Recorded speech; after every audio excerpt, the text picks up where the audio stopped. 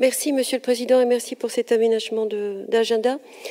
Madame la vice-présidente, personne ne nie le travail effectué. Il faut remercier les services. C'est un chemin qui est à la fois long et semé d'embûches, puisque les règlements et les dispositions réglementaires évoluent à un autre rythme que celui des travaux.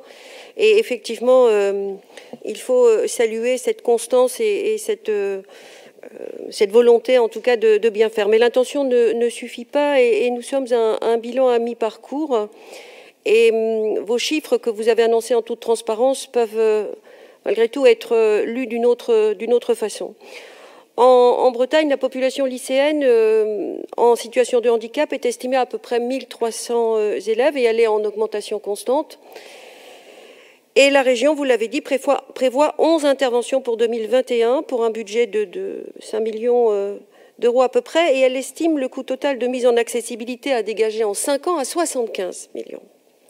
Donc il y a de quoi, évidemment, les chiffres sont têtus, il y a de quoi être évidemment alarmé par l'écart considérable entre le niveau atteint à mi-parcours et ce qu'il reste à faire en 4 courtes années pour honorer les engagements pris. À ce jour, 60 établissements sont classés comme praticables, c'est-à-dire avec un taux d'accessibilité entre 65 et 85%, mais 8 seulement sont qualifiés comme accessibles. Ce qui veut dire 3 choses. Ça veut dire que la moitié des sites sont accessibles à moins de 65%. Et ce n'est pas du tout satisfaisant. Il y a à peu près 15 sites qui sont accessibles aux alentours de 50%.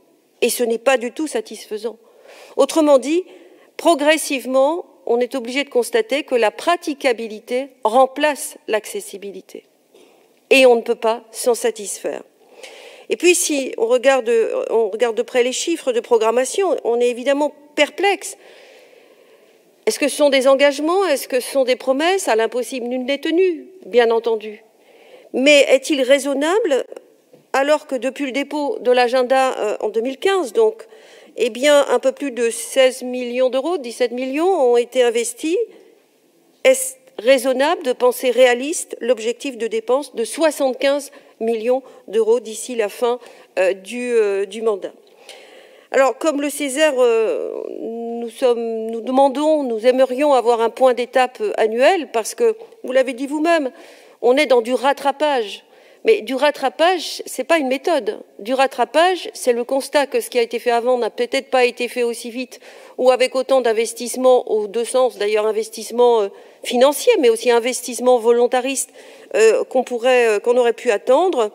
Et puis peut-être aussi, on parlait de prospective tout à l'heure, faudrait-il lancer une prospective sur, mais c'est un vaste sujet qui dépasse très largement l'enceinte de cet hémicycle, mais prospective et réflexion auxquelles la région aurait tout intérêt à prendre part, à mon sens, c'est réfléchir en regardant par exemple à ce qui se fait en Italie, où la notion même de handicap n'est pas du tout la même. Ils ont beaucoup d'avance sur nous en ce sens.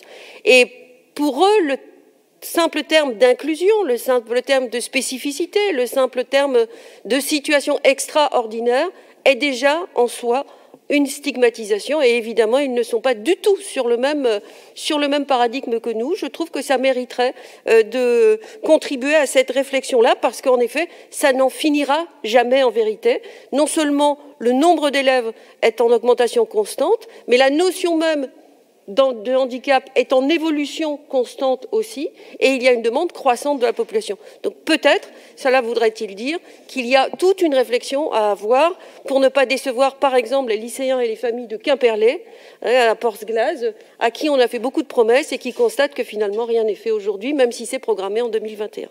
Je vous remercie.